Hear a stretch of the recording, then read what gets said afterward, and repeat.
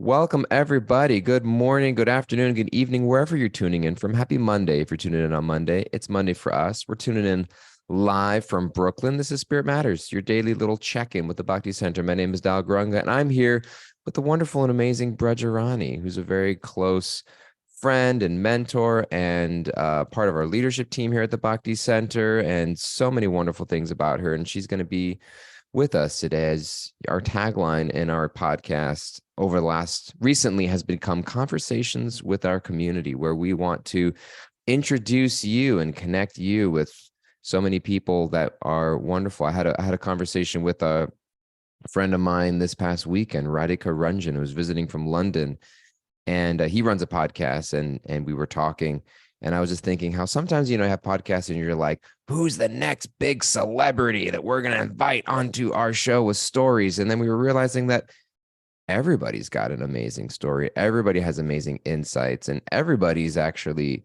a celebrity to somebody. When you think about, the way that we impact people's lives, and we just have this society where we determine that, we have this sort of celebrity culture.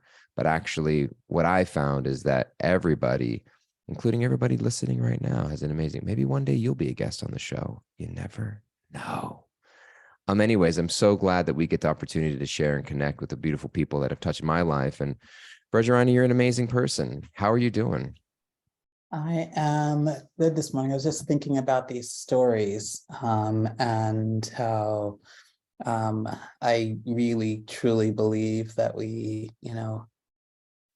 are our lives and are kind of divinely sort of crafted, like these little sort of like that Krishna is so great and so capable that we each have these little stories because he's created these individual experiences for each of us that help move us closer and closer in the direction of connection to the divine. And so I'm actually always fascinated by other people's stories and where they come from and how they get here and how they make all of it make sense in their individual lives.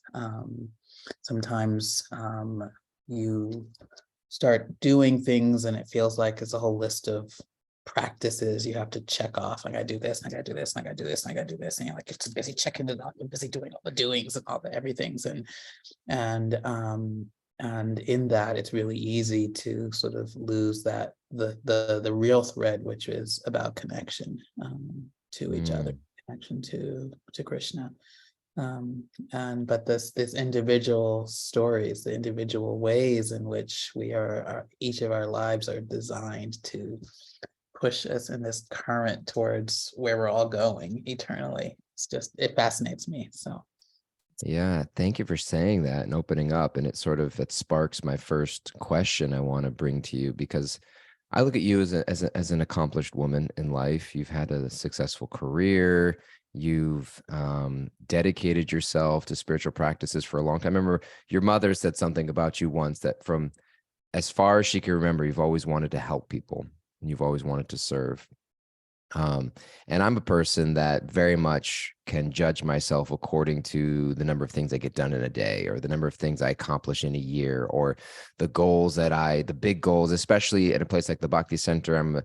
I've been put in a position of a director of the Bhakti Center. And so there's a lot of pressure I can put on myself, internal, externally, of like, what are we doing as a community and what are we accomplishing? And even in spiritual life, we can get caught up in those sorts of ways. And so for you at your stage of life, how do you navigate or manage that sense of doing, accomplishing, to actually valuing the smaller moments of spiritual life? Because you're also somebody, part of your initiatives at the Bhakti Center is to help us connect with vulnerable populations in New York City. We're trying to offer some social service care and services to populations in New York.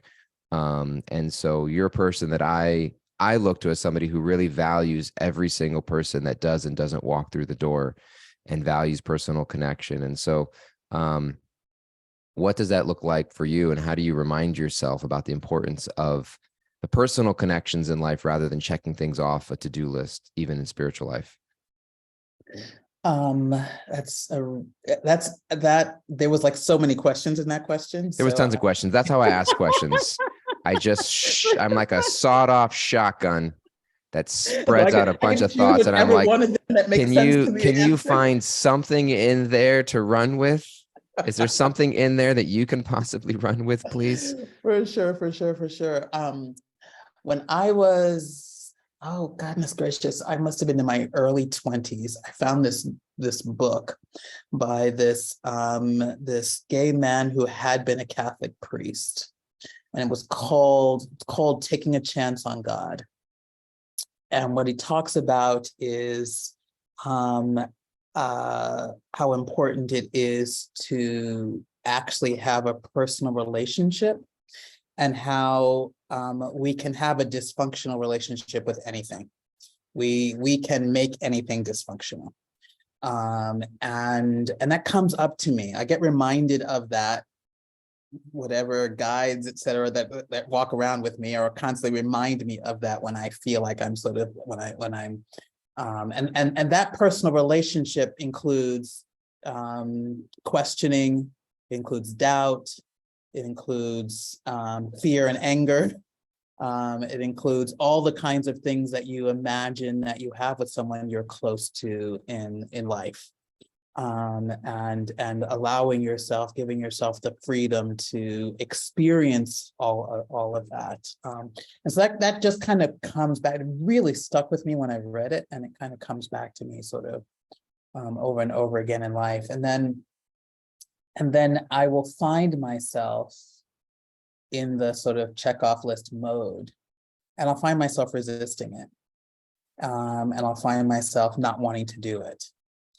And there's something about me, and this isn't true for everyone, and so I know we're all sort of individual. There's something about me that when I get to that place, it's like, okay, I really don't want to do what I don't want to be doing. I want to be doing things because I want to be doing it. And part of that might also be the way I grew up, the sort of fundamentalist Christian evangelical home that I grew up with, where like they were just things you had to do, and not wanting to take that with me into my spiritual life as I developed. And being a mentor at the Bhakti Center means I'm also, I talk to a lot of young women who are trying to, and it's all women who are trying to, that I'm mentoring. There's men in the program, but all the ones. There's only women at the Bhakti Center. I'm the anomaly. We're not sure.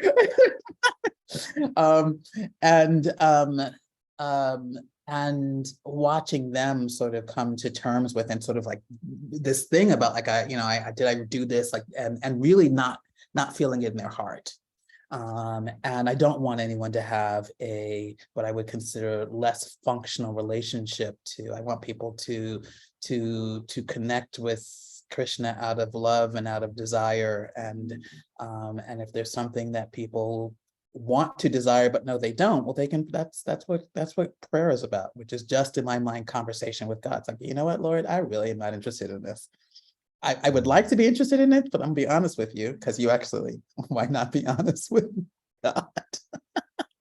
Because who else actually really just knows what's going on with you? So you might as well just be honest. Okay, so I'll be honest with you, I'm not feeling it. I'm really not feeling it. So I'd like to be feeling it, and I know that you, Lord, can make me feel it, but I'm really not in this moment feeling it. So I'm not going to do right now what I'm not feeling. I'm going to choose not to do that. I'm going to choose to lean into the things that I do have a desire for, and see how much, and make that, and understand that changes over time too. So that what I'm not feeling this week, I may really be feeling next week, but it might be something else I'm not feeling. And it's okay to give myself, it's just okay to be who I am, where I am in this moment. How do you, because this is a question I always put myself in, how do you know, like this, I do agree that there's a lot of space of really leaning into like where your heart is calling you and what you're feeling and what you're resisting. But balancing that with the healthy need to sometimes push ourselves beyond our comfort zone. Because I find that if I'm just doing the things that I feel like doing in the moment, I can sometimes end up getting nowhere, because I'm just doing a little bit of this and then I get tired of that and I'm moving over here and I'm feeling that. And it's hard to trust what I'm feeling sometimes because I don't know what's just my mind, what's my laziness, what's my excuses, what's my justification, what's actually God's calling. And sometimes I think that to achieve, like in relationships, like if I'm in a relation, I'm just pushing back as like a devil's advocate, like in my own life, like if a relationship, I've stopped feeling it, do I just exit the relationship? Do I work through the mess? And so I think in spiritual life also, when we want to go somewhere, how do you balance just kind of leaning into what you feel and like, and following that thread to actually knowing when you're supposed to sit with some discomfort and move through something and work towards a growth edge?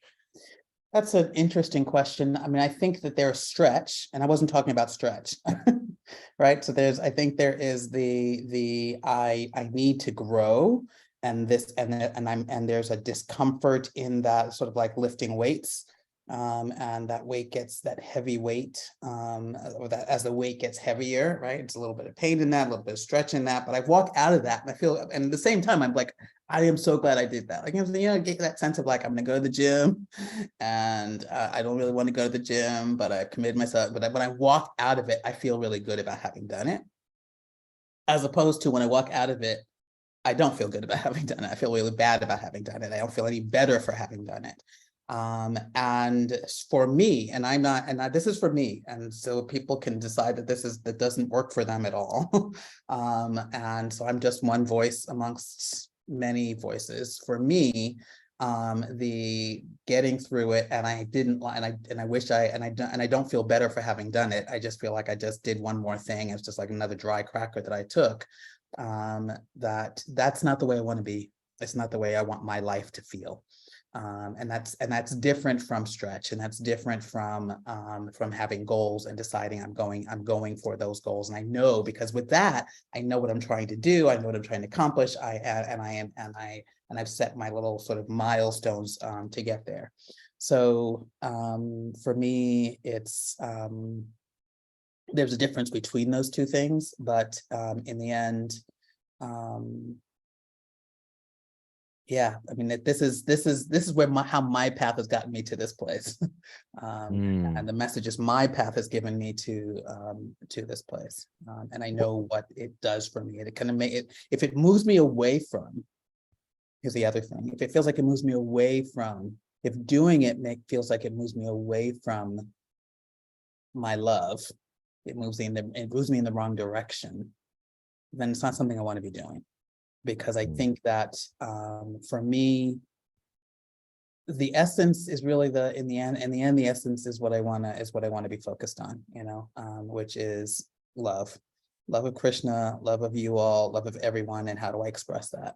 That to me is the essence, and all the rest of it, if it helps me move towards that, that's great. If it doesn't, if it's not helping me move to that, and it's to move me in a different kind of direction, I need to question it. How do you reassure yourself of that in a world where in a world that's filled with lots of pressure, internal, external pressure of like, because I'm a person, and you know me, that likes to do a lot, feels like because I can do something, like sometimes the reason for doing something is just because I can, that's not necessarily a good reason, but I think, oh, I can do that, therefore I should do that. And if I don't, I'll be missing out in some way, or not some opportunity, or you never know where there's an opportunity on the other end of something. So how do you reassure yourself that it's okay for you to be where you're at, and that you don't have to push yourself to be somewhere that doesn't feel good? Like, how do you reassure yourself of that? Because I think it takes a lot of personal reassurance, rather than caving into social pressures, other outside pressures, et cetera. Well, this is, again, where I think we're all quite different. I don't have that. I don't experience the world that way. That's and you're actually unique in that regard. That's it. You're odd. You're odd in that regard, Dayal. I don't think other people are like that. I did not say that you are odd. I'm not saying that at all. I'm just saying that we're all quite different. And the beauty of having different voices on the show is that you'll get different people with different places. And there are some people who are, one might call more type A personality types, who are always kind of driven, and they have their list. I need to get this done, and I'm more focused. Yeah. And I think that is, if I can interject, I think that itself is such a beautiful thing that you're highlighting, that the voices in our head, not like the woo voices in my head, but just like the narrative that we tell ourselves, we think is just normal, but actually not everybody necessarily thinks the way we think. and we can accept the uniqueness that we have, and that there are different ways of operating. And I think that that's a beautiful thing just to acknowledge in and of itself, is that I think that the narrative inside my head is just reality, but actually, and I think so much of we talk about reading the Gita on the show. So much of Arjuna's journey is not sure what to do or which way to go, and he's feeling very conflicted. And that same question that you're saying of like, what feels right and what doesn't feel right, what's in alignment, what's out of alignment, where am I going to end at the end of this? And then also Krishna encouraging Arjuna on the sake of like sometimes questioning your mind, that just because there's a thought that comes into your mind that's telling you need to do something doesn't mean that you have to think that way and that everybody else thinks that way. And so I think that like for me, it's like, oh, like other people think differently, and maybe there are alternate ways of thinking that might be helpful for me. And so I just appreciate that in and of itself, because sometimes you look at the world and you think, this is how everybody looks at the world. This is how we're all supposed to operate. And it's like, no, maybe that was learned at some point, or maybe that was something that you picked up somewhere. Maybe there was a coping mechanism you adopted at some point, and where's that coming from? And so I think having conversation with the people and things like this is like, oh, there's another way to live. I don't have to just strive for everything. I don't have to hustle all the time. I don't have to just be pushing myself. Like there are people out there who are just self-satisfied or happy or content. And so I just wanted to appreciate that. And tell me another way to think. Hit me. Well, I mean, the other thing that what you're saying brought to me, and I think you and I have talked about this a little bit, is that what we have to be really wary of is the judge of ourselves that makes us feel bad about not accomplishing or not doing or whatever. So the voice in our head and what it tells us doesn't make us feel good. The voices in our head that tell us there's something wrong with us the way we are, or this, that, or whatever that is, that it's helpful to be aware of that and understand that, back to what you're saying, you don't necessarily have to act on it. You can actually see it for what it is, and say, okay, I hear you, I see you. This is me judging myself, and I want to have as much compassion for myself as I am out there in the world trying to have for other people. And by the way, for most of us, we start with compassion for other people, and then maybe we get to compassion for ourselves. And so I think that's that mix in there as well, which is, and yes, some of us we are built differently. Some of us are sort of this kind of like, I'm doing, and I'm accomplishing it. And that's part of the energy that makes things happen. And that's fine if I'm in it and I'm feeling good about it, and I'm not, I'm not pushing other people harder than they personally can go because they're built differently, or I'm not feeling, or if I'm not feeling bad about myself if I don't, push on this particular thing. It's something to be set this balance, and to be really aware of the ways in which we judge ourselves and keep ourselves from being whoever we are. Because the easy thing too is to then see that person over there and say, I should be doing more. Right? A lot of us are like, I should be doing more. Why am I not doing more? Dale can accomplish so much. Why am I not accomplishing that much? Well, you know what? I'm different, and that's really perfectly fine. What I am doing is over here. This is who I am. Is great and move in the world. And Krishna loves us in our gazillion differences. Like, he created us as individuals with unique ways of moving in the world. And when we're in line and in sync, it feels good. It feels like it's in sync. When we feel like we're fighting ourselves, or judging ourselves for something, then that's something that I think is worth looking at. There's something that's there, and I'm just looking up this quick. There's a beautiful verse in the Gita that I wanted to look, and we're just about at time. But there's a beautiful verse because this is it. This is something I wanted to bookmark for tomorrow, because we're just at time.